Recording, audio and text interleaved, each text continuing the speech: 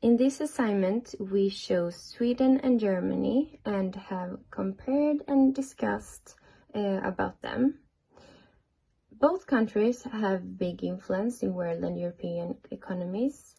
They are members in the European Union and have some similar factors together. Germany's GDP is about $3.90 trillion, ranked on the 5th place. And Sweden is ranked on the 22nd place with $596.69 billion. The GDP per capita for Germany is 34.065.12, and for Sweden the GDP per capita is 37.481.64, which is equal to 10% more than Germany. When we were comparing data from 1986 and 1987 and 2017, there is a positive growth for both countries. So, the productivity growth in Sweden and Germany has a lot of similarities because both countries has close relationships with each other, and production in one country affect as well the other country. And so the main reason why this observation elected these two countries is because both countries have a lot of similarities in the economic policies and both located in Europe. Germany was chosen because the country had both an open and a closed economy, and there is huge difference and changes around the Second World War II, and then the reunion of the country in 1989. And Sweden was chosen because the country has been stable for a long time, and they had no war involved in a long time. Sweden. Okej, ska vi se, nu kör vi. Okay, in these two figures or charts, we compare the labor productivity growth of Sweden and Germany. We have divided the real GDP divided by the labor force or the employment, all the employees in the country. Comparing the two charts, we can deduct that they share some similarities. Certain years, both countries saw an increase in growth. For example, in the 1960s, you can see, and in the 1965, about here, there's an increase in both countries. And in 2009, of course, huge increase. And also some years both countries experienced a decrease in growth, such as in 2007 and 2008, where it decreased a lot. Some of the decreases and increases in growth can be explained by world events that affected not only Sweden and Germany, but the whole world, such as the financial crisis of 2007 and 2008. That we can see in these charts that they affected both countries' growth. In general, Germany seems to have a higher growth than Sweden, as we can see here. So they stay closer to 0.055% in the beginning, and Sweden is somewhere around 3%. And they seem to have both countries seem to have a rather stable decline over the years, as can seen by the red line.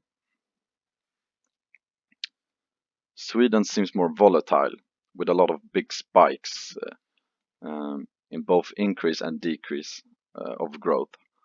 The more volatile growth may be explained by the labor force size of Sweden being significantly smaller In 2010, Sweden's labor force was 4,994,000 workers, compared to Germany's labor force, which measured to 42,007,000 workers. Given these numbers, Sweden's labor force is a little bit above 1/10 of Germany's. So maybe a smaller labor force could affect the volatility of a country or the volatility of their growth. And this can be somewhat confirmed in a paper published by the European Central Bank, where they provided evidence showing that the smaller countries tend to have a more volatile government spending, where they also argue that a larger country decreases volatility. Government spending volatility is not directly comparable to how volatile growth of labor force productivity is. However, I would argue that they share some similarities, and that a smaller size of labor would increase the volatility of the growth rate.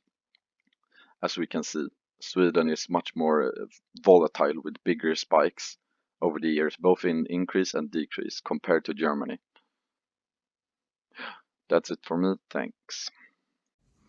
Alpha times growth in K divided in L are the growth in capital labor ratio, which can measure the capital intensity for a firm, for example.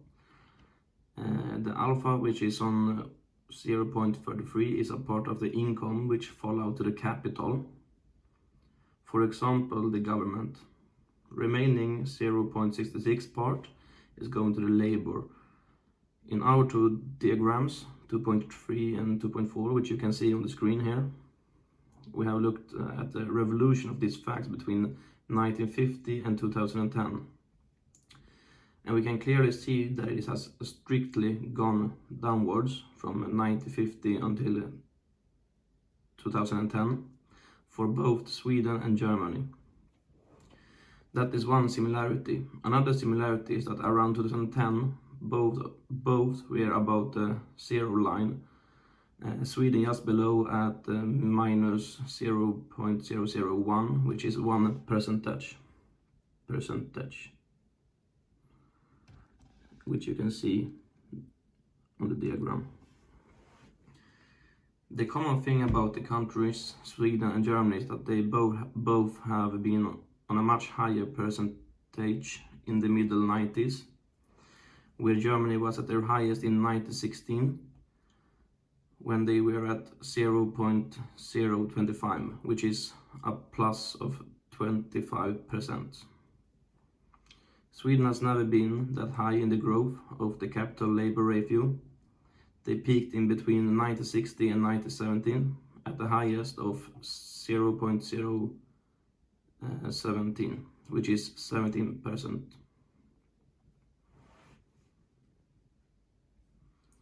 Both of these curves are similar. They are both falling and rising at the same time, which is understandable because both our countries are in the same market thanks to their locations and financial situations. The biggest characterized in our diagram is the early 90s, where there is an explosion on the market. Both Sweden at 1.6% and Germany also at 16%. The possible explanation to this is the electronical and technical development, which took a turn and exploded on the market. When the technology develops, the process in everything is speeding up, and then it's understandable why it has this explosion. And the common thing about the both diagrams is that they are decreasing in the long term, which is very clear by the red line in both diagrams. We will be talking about government decisions effect on soil residuals, shocks, and market failures and chain reaction. What makes soil residuals go up and go down? What are soil residuals? Soil residuals are growth and total factor of productivity. It shows the growth and productivity, how countries are productive, how they are not productive, in what area. We will be talking about Germany and Sweden, as we already mentioned in our introduction. Um, what make the solar residuals go up and go down? It's about how the investments, how government decision, how shocks and market failures affect the solar residuals. And the first one we will talk about the chain reaction. What chain reaction is? When we move up our capital stock and labor as well, we know that productivity will increase. And the same way, if we cut down the labor and capital stock, the productivity will decrease. In this case, we did not include the technology for because we didn't have data about the technology. The government decision effects on solar residuals. We can see the biggest effect of government decision in Sweden 1976, when the solar residual is very declined and it's very low. It's because the Swedish government decisions, economic decisions, when they wanted to cut down the import and to do more exports and less import, lead to less investment and lead to less productivity growth in Sweden. And that's why the solar residual is so down. If we compare there with Germany at the time, the Germany solar residual is not that low. It's because because Germany and Sweden had two different economies. At that time, Germany was divided into different countries and two different parts. Communist part that was very closed economy, and they had other restrictions about their economy, and the import and export in one of European country like Sweden didn't affect Germany as well as it did in 2008. If we see the financial crisis in 2008, almost Sweden and Germany solar residual have the same amount of declining, if we see, and that's what market failure or shocks can be explained in here, how it affects solar residual at the 2008. We will see that solar residual also very low. It's because the unemployment very high, and government firms and factories don't hire people, and the capital stock goes down. And because it was economic crash, many countries lost a lot of money, a lot of people. And that's what also residuals explain, is the production growth, is the total productivity growth. If the production cut down, so residual will go down. If the production goes up, so residual will go up. From our findings about educating information from our features and researching possible explanation of why certain time periods were better or worse than others. The largest change in pattern of the figures showing growth between Germany and Sweden can be explained by events that took place in the country or world. For example, in 2007 and 2008, the financial crisis, the whole world fell into a regression. Our figures confirm this by showing the largest decrease in growth from 1950 to 2017.